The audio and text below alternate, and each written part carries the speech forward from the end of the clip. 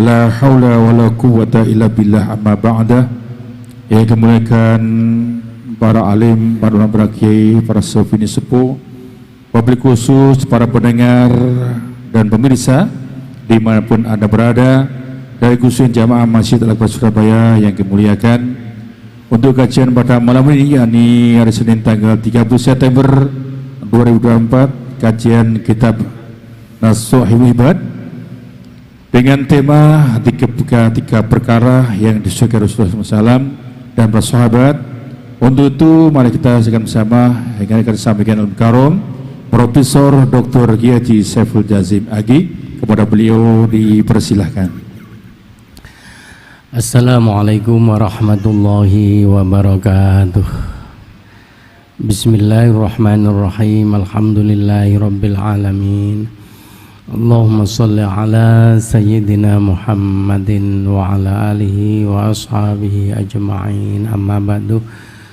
Bapak Ibu, para jamaah rahimakumullah, syukur alhamdulillah pada malam ini kita bisa melanjutkan kajian kitab Nasuhul Ibad setiap Senin habis maghrib.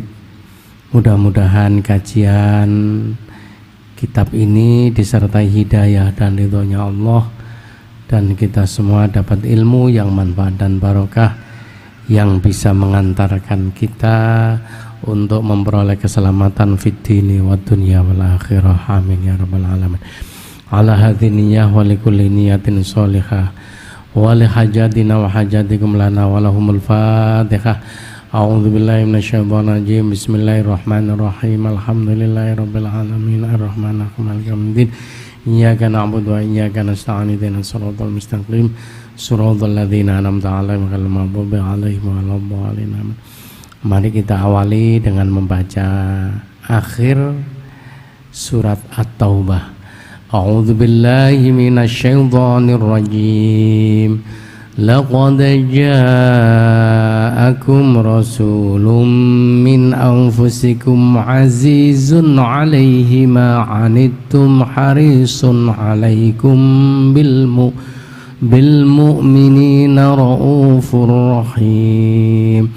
Fa in tawallaw faqul hasbiyallahu la ilaha illahu alaihi tawakkaltu wa huwa rabbul arsyil azim. Dilanjut dengan sholawat sekali. Sallallahu ala Muhammad, sallallahu alaihi wasallam, sallallahu ala Muhammad, sallallahu alaihi wasallam, sallallahu Muhammad. Bapak Ibu yang kami hormati, ada tiga perkara yang menyebabkan Rasulullah Shallallahu Alaihi Wasallam dan para sahabatnya sangat bergembira atau bahagia. Beliau bersabda ketika duduk bersama para sahabatnya. Saat itu hadir ada sahabat Abu Bakar, Sayyidina Umar bin Khattab, Sayyidina Umar bin Affan, dan Sayyidina Ali bin Abi Thalib, lengkap. Beliau menyatakan begini, hubbiba ilayya min dunyakum thalathun. Di antara duniamu yang dititahkan sehingga aku bisa merasakan senang dan bahagia, itu ada tiga hal. Yang pertama adalah at-tibu, wewangian atau harum-haruman. Jadi Nabi itu sangat menyukai minyak wangi atau sesuatu yang harum. Karena itu ketika kita memakai minyak wangi, mari kita niati menyenangi sesuatu yang disenangi dan disukai Rasulullah Sallallahu Alaihi Wasallam, khususnya ketika mau sholat, ya. Jangan hanya ketika menghadiri undangan saja pakai minyak wangi, tapi malah waktu sholat nggak pakai minyak wangi ya. Itu. Yang kedua, wan nisa'u, para wanita itu juga sangat disukai Rasulullah ya, karena memang naluri manusia sebagaimana firman dalam Al-Qur'an, firman Allah, zuyyina linnasi hubbus syahawati minan nisa. Jadi yang pertama kali, yang paling banyak disukai oleh manusia adalah wanita. Karena itulah kemudian di dalam ayat lain Allah berfirman, fankihu ma thabalakum minan nisa'i mathna wa thulatha wa ruba. Ya. Jadi Allah kemudian memberikan sebuah solusi atau cara bagaimana cara mencintai seorang wanita dengan jalan menikahinya. Berbeda dengan masa jahiliyah Bapak Ibu, wanita hanya sekedar pelampias hawa nafsu tanpa dinikahi. Bahkan naudzubillah ada seorang anak yang ketika bapaknya meninggal mewarisi ibunya. Jadi itu biasa di zaman jahiliyah ya. Nah, ketika Islam datang ingin mengangkat derajat wanita ini dengan jalan menikahinya, kalau memang satu kurang boleh 2, 3 atau 4. Nah, seringkali ada tuduhan bahwa Rasulullah Muhammad SAW menikah dengan wanita itu karena faktor biologis. Tapi mari kita buktikan apakah memang betul. Bapak Ibu, yang pertama kali dinikah oleh Rasulullah adalah seorang janda. Dan Sayyidah Khadijah waktu itu usianya sudah berapa tahun? 40 tahun. Rasulullah baru berusia 25 tahun. Dan dalam riwayatnya disebutkan sebelum menikah dengan Rasulullah, Sayyidah Khadijah sudah 2 kali menjanda. Nah, coba. Setelah Sayyidah Khadijah wafat, kemudian Rasulullah menikah dengan Sayyidah Saudah binti Zam'ah. Beliau juga janda dari seorang sahabat yang kebetulan suaminya meninggal saat perang Badar. Beliau ini Bapak Ibu yang kami hormati, coro ditinjau dari sisi medis sudah menopause. Artinya menopause itu sudah kedaluarsa. Ya. Loh coba, Rasulullah masih sangat muda, tapi yang dinikah yang kedua ini juga janda. Padahal sebagai seorang nabi dan seorang rasul bisa saja memilih ya wanita-wanita yang cantik dan dari kalangan yang terhormat, tapi justru menikah dengan Sayyidah Saudah itu karena ingin mengangkat harkat dan menolong karena suaminya telah menjadi syahid waktu perang Badar. Begitu pula yang ketiga kalinya beliau menikah dengan Sayyidah Hafsah binti Umar bin Khattab, putrinya Sayyidina Umar bin Khattab. Nah Bapak Ibu, beliau ini juga janda dari suaminya yang meninggal saat perang Uhud. Coba, janda kabeh. Banyak sekali ya, ketika meninggal terus nikah. Dan artinya bahwa yang kalau kita lihat dalam sejarah yang dinikah yang masih gadis itu siapa Pak? Hanya Sayyidah Aisyah radhiyallahu anha binti Abu Bakar As-Siddiq ya. Jadi di antara istri-istri Rasulullah yang dinikah itu mayoritas adalah janda. Nah, karena itu kalau ada yang ingin meniru dan melakukan sunnah Rasul, kemudian mencontohkan nikah lebih dari satu, ya nikahlah dengan janda-janda kan gitu ya. Nikah 2 tapi atau 3 yang dipilih biasanya sing kedua ketiga kan sing nom-nom kan. Ya. Cuma ayatnya kan fa in khiftum alla ta'dilu fawahidah. Syarat yang diberikan oleh Allah adalah adil. Kalau tidak bisa adil maka hanya satu saja. Padahal di dalam ayat lain Allah berfirman walan tastati'u an ta'dilu bainan nisa'i walau harastum. Sekali-kali engkau tidak akan mampu berbuat adil walau harastum, walaupun kamu sangat keras berusaha untuk berbuat adil, walaupun punya keinginan kuat untuk berbuat adil, tapi Allah menyebutkan walan tastati'u, kamu tidak akan bisa melakukannya. Mungkin kita bisa adil dalam memberikan nafkah, tapi siapa yang bisa membagi yang namanya cinta? Biasanya ini ono barang anyar, itu yang disenengi barang anyar apa yang lawas, Pak? Halo? Mesti sing anyar. Makanya ada anekdot atau cerita. Ada seorang suami yang menikah dua, saking kepinginnya berbuat adil sampai tidurnya ada sekamar berdua. Tapi ketahuan bahwa akhirnya yang dicintai pun tetap istri yang kedua, Bapak Ibu. Begitu bau kentut, secara refleks yang dituduh pertama kali adalah istri pertama. Oleh ngomong rodok keras, awak ngentut ya. Sing mbok wek ngomong, ngapunten mboten Mas. Alah biasa mentutmu ambune badhek ngono ate gak ngaku.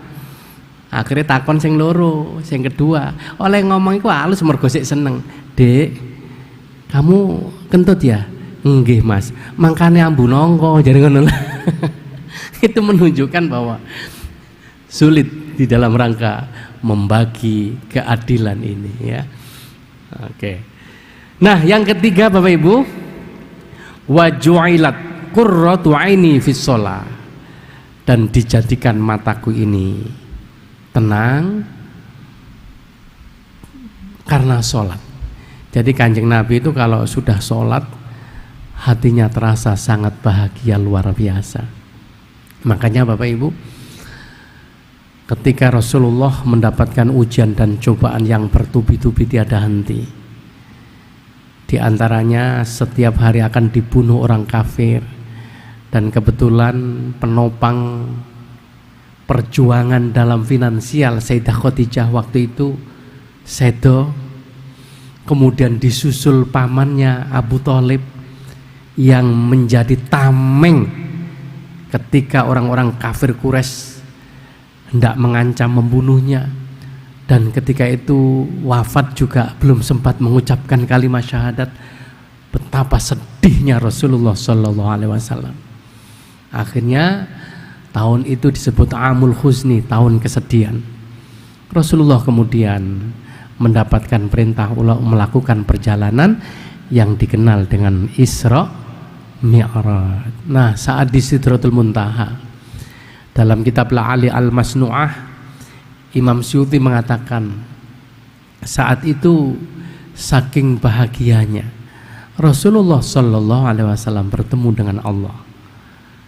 Kemudian beliau enggan turun ke bumi, lantas diingatkan oleh Allah, ya Muhammad, engkau adalah utusanku. Kalau kamu tetap berada di sini, bagaimana engkau menyampaikan wahyuku? Karena itu turunlah ke bumi. Sewaktu-waktu keadaan seperti ini akan kamu dapatkan dengan jalan memperbanyak sujud kepadaku. Nah, karena itu ada sebagian ulama mengatakan as-sholatu mi'rajul mu'minin. Salat ini pada hakikatnya adalah mi'rajnya orang-orang mukmin sedang menghadap kehadirat Allah Subhanahu wa taala. Nah, jadi makanya kalau kula jenengan punya masalah apapun, ya tidak ada lain kalau ingin hati kita tenang, lakukan sholat. Karena itu kemudian Allah di dalam Al-Quran menyebutkan ya ayyuhalladzina amanu sta'inu bis-sabri was-sholah. Ketika kita punya masalah apapun, menghadapi cobaan dan ujian hidup, maka minta tolonglah kepada siapa? Allah.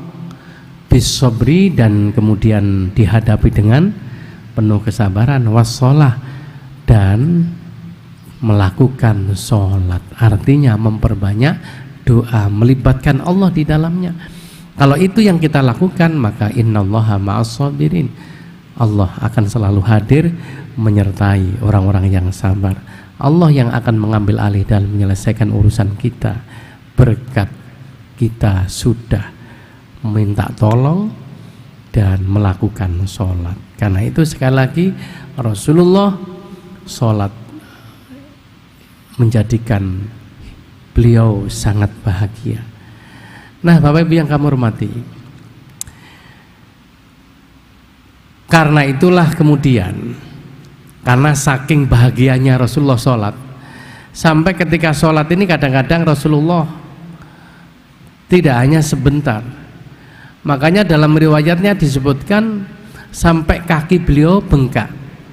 Kemudian diprotes oleh Sayyidah Aisyah, ya Rasulullah, bukankah surga telah dijanjikan oleh Allah untukmu? Bahkan dosa-dosamu yang telah lampau maupun yang akan datang telah diampuni oleh Allah. Mengapa engkau menyiksa diri dengan sholat sampai kakimu bengkak? Jawabannya Rasulullah, afala uhibbu an akuna abdan syakura. Aku melakukan seperti ini karena aku ingin menjadi hambanya yang pandai mensyukuri nikmati Gusti Allah. Jadi Bapak Ibu, terus pertanyaannya, sholat yang bagaimana kok sampai menyebabkan kaki bengkak? Panjenengan sampai di usia tua seperti kula ngeten niki, jenengan apakah pernah bengkak kakinya gara-gara sholat? Halo? Ya Allah, kula nggih mikir, ini sholat apa sampai kaki bengkak ini? Ternyata Bapak Ibu, di dalam surat salah satu riwayat ada seorang Hudzaifah atau Mu'adz bin Jabal, saya lupa yang menceritakan ini. Pernah beliau ini sholat di belakang Rasulullah SAW, sholat malam. Rasulullah setelah membaca Fatihah, rakaat pertama itu membaca surat Al-Baqarah. Kemudian Rasulullah jeda sebentar. Dikiranya setelah selesai surat Al-Baqarah itu beliau langsung ruku. Ternyata melanjutkan dengan surat Ali Imran. Setelah selesai surat Ali Imran, jeda sebentar. Dikiranya Rasulullah melanjutkan ruku, ternyata dilanjutkan dengan membaca surat yang ketiga. Surat apa? An-Nisa. Nanti jenengan cek Al-Baqarah, Ali Imran, An-Nisa itu masuk ke juz 6 sudah. Masya Allah. Kemudian ketika ruku, lama rukuknya sama dengan ketika, gak mungkin cukup. Itu para hafidhul Quran baru bisa sing ndrese coba bismillahirrahmanirrahim yang nggak bisa didengar itu. Tapi kalau mau nih bismillahirrahmanirrahim itu sak wulan. Lo coba, artinya kalau dibuat rata-rata 15 menit saja itu membutuhkan waktu berapa menit? 6 jam itu, 1 jam lebih, atau kalau setengah jam ya 3 jaman kan ya. Itu hanya berdiri membaca surat, belum rukuknya, belum kemudian itidalnya.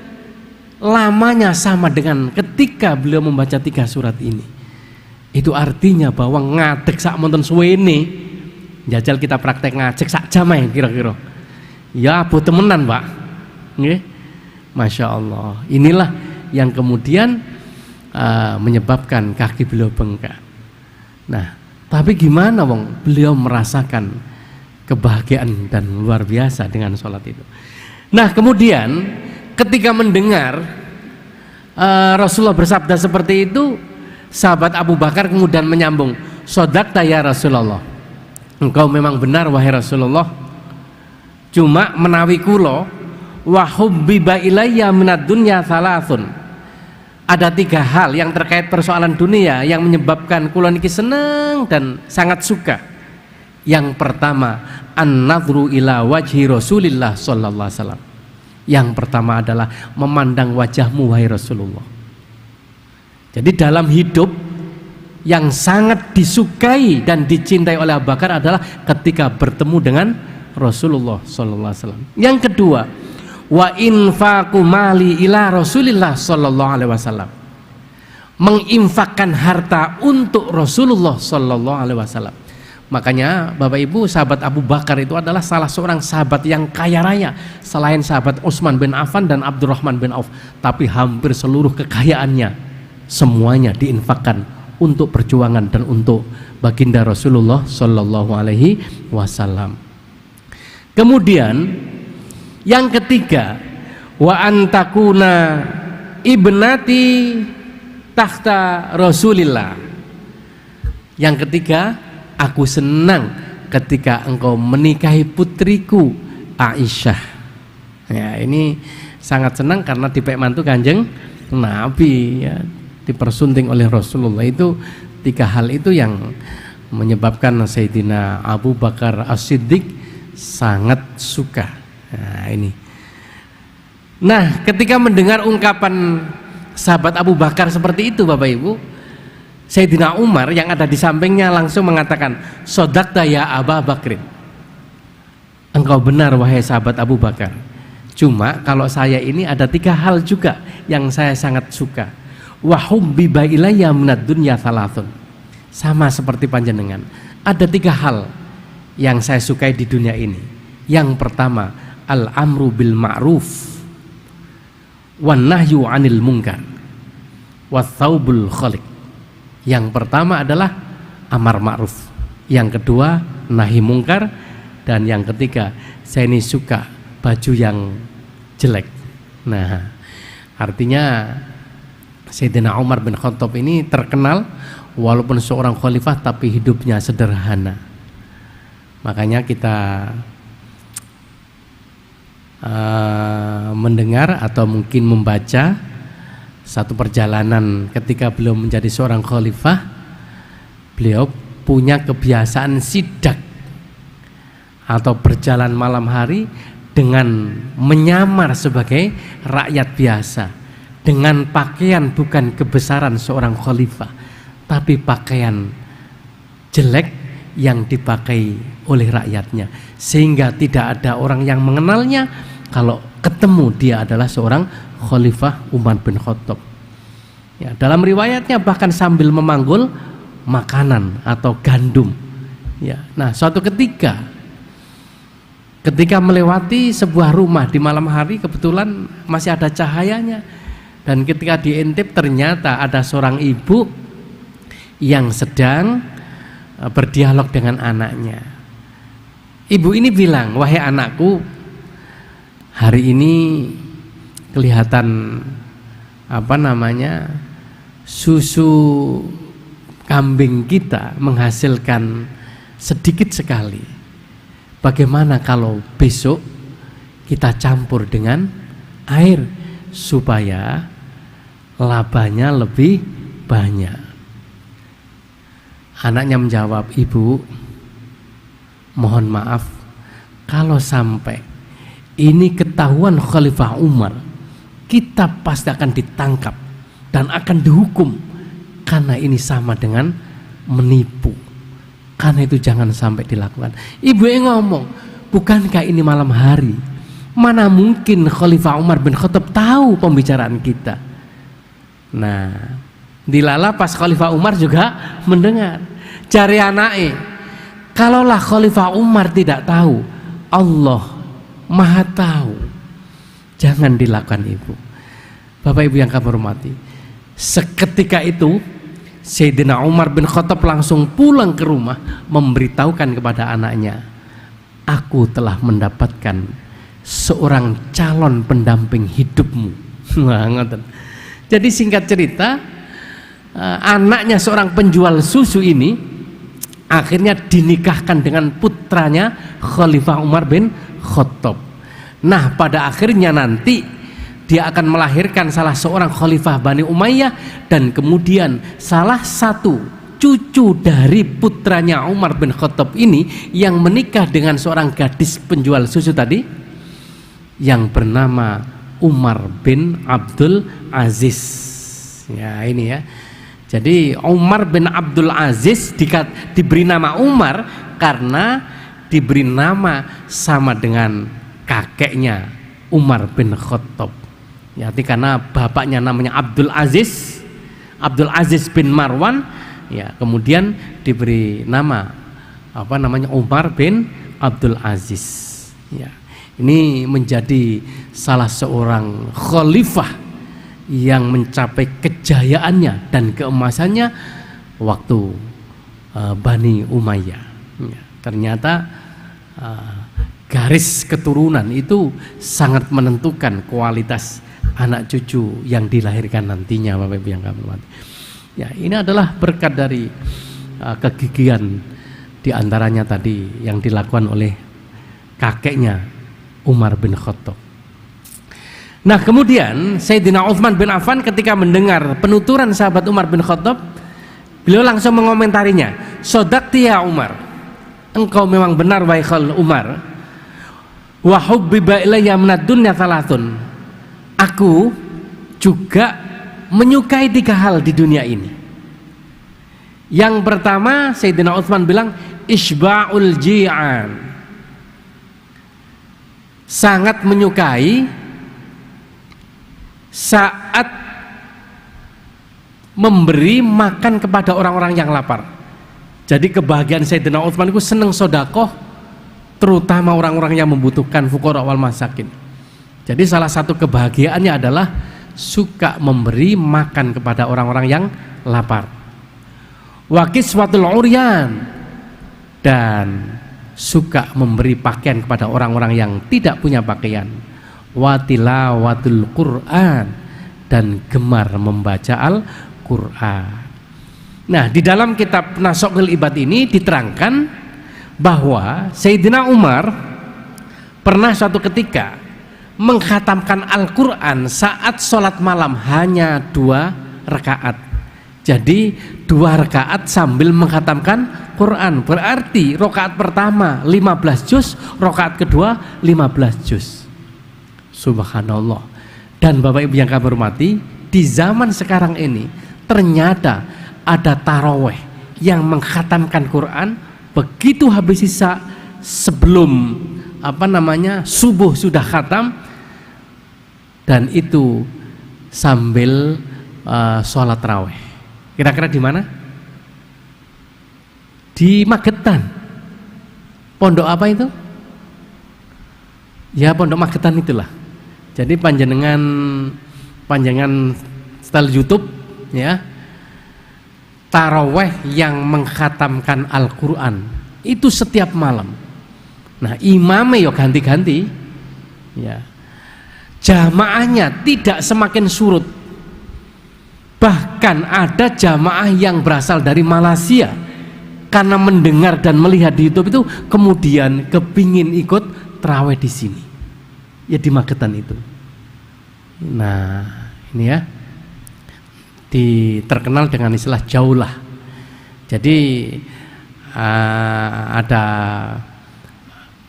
wiritannya begini, jadi punya kegiatan dakwah yang kadang-kadang 3 hari khuruj ya, 3 hari, kadang 1 minggu, kadang 1 bulan, itu khuruj di pondok mana itu ya, Takran ya Pak ya, pokoknya di Magetan lah, nanti kita cari bersama-sama.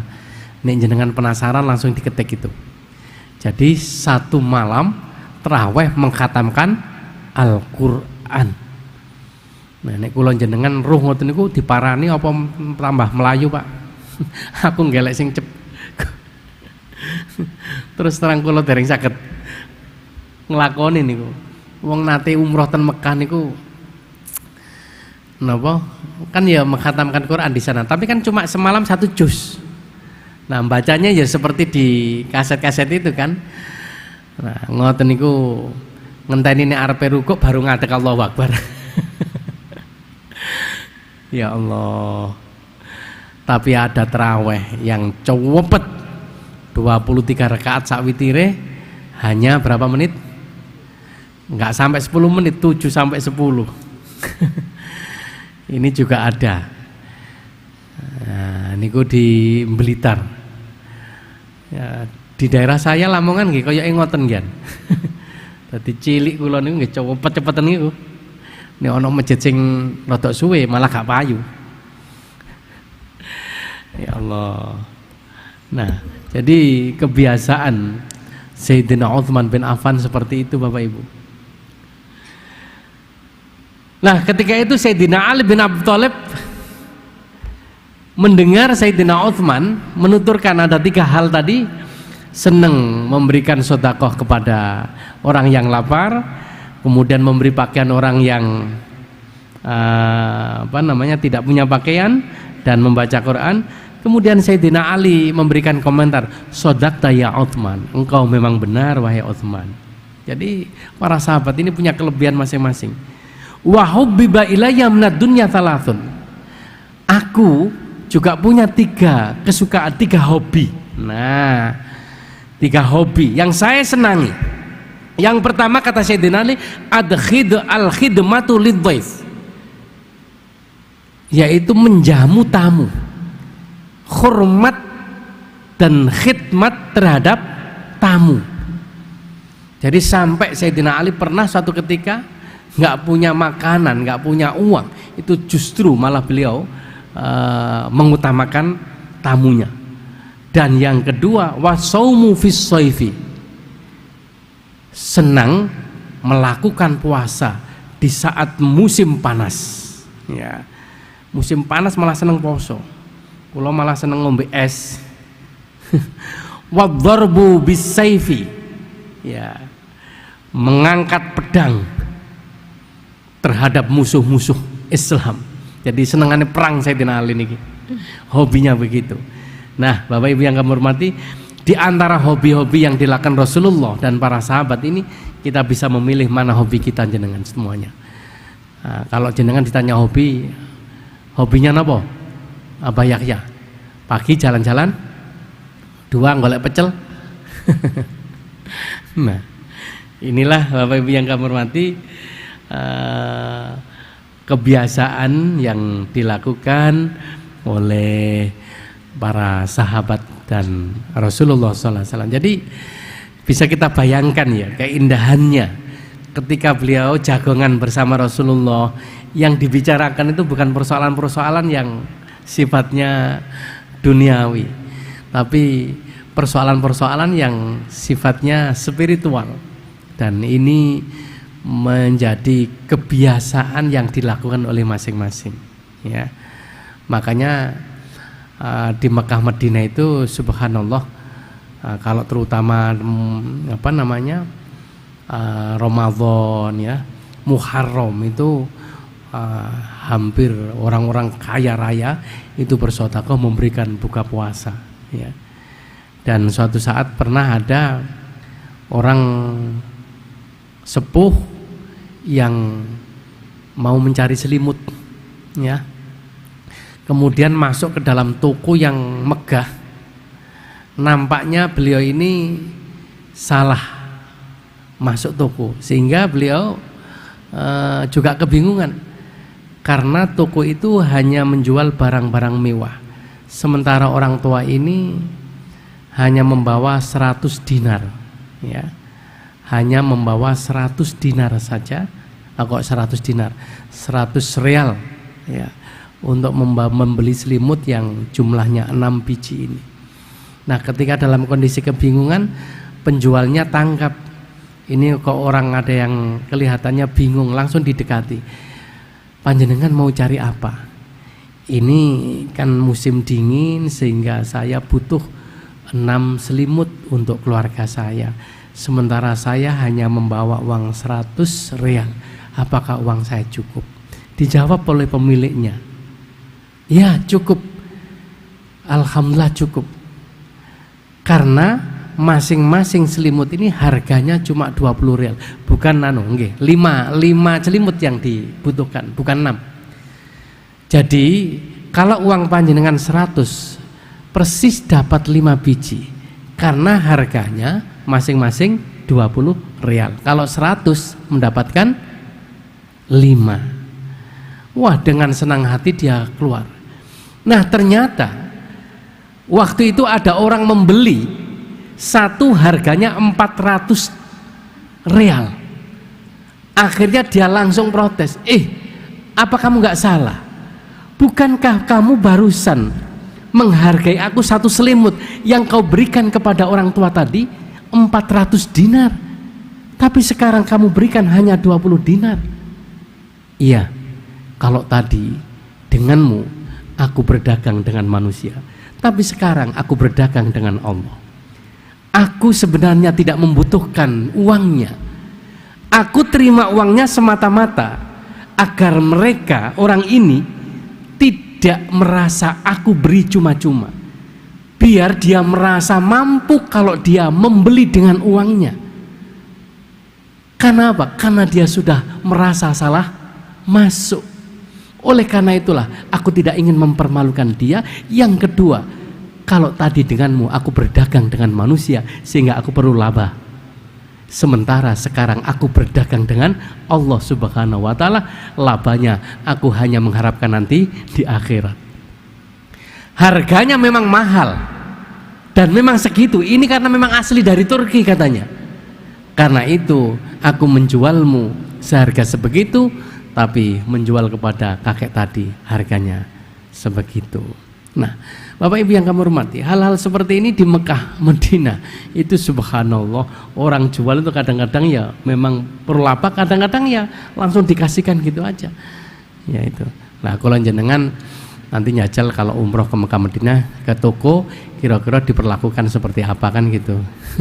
Tapi yang jelas ada kebiasaan yang dilakukan oleh para sahabat Nabi, ya seperti yang kita lakukan. Ya apa yang seperti yang kita sampaikan tadi, kalau Sayyidina Ali yaitu senang menjamu tamu, senang berperang ya. Kalau sahabat Utsman, beliau sangat suka bersedekah kepada fuqara masakin.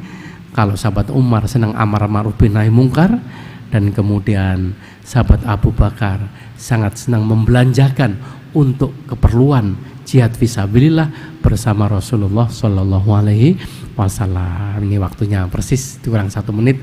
Mudah-mudahan disertai hidayah dan ridhonya Allah dan menjadi keterangan yang manfaat dan barokah. Mohon maaf tidak ada pertanyaan, habis waktunya, Mbak. Allahumma sholli ala sayyidina Muhammad wa ala ali sayyidina Muhammad alhamdulillahirabbil alamin. Rabbana ighfir lana wa liwalidina warhamhum kama rabbana shighara. Rabbana atina fid dunya hasanah wa fil akhirati hasanah wa qina adzabannar wa adkhilnal jannata ma'al abrar ya aziz ya ghafar ya rabbal alamin. Wa sallallahu ala sayyidina Muhammadin walhamdulillahirabbil alamin. Assalamualaikum warahmatullahi wabarakatuh.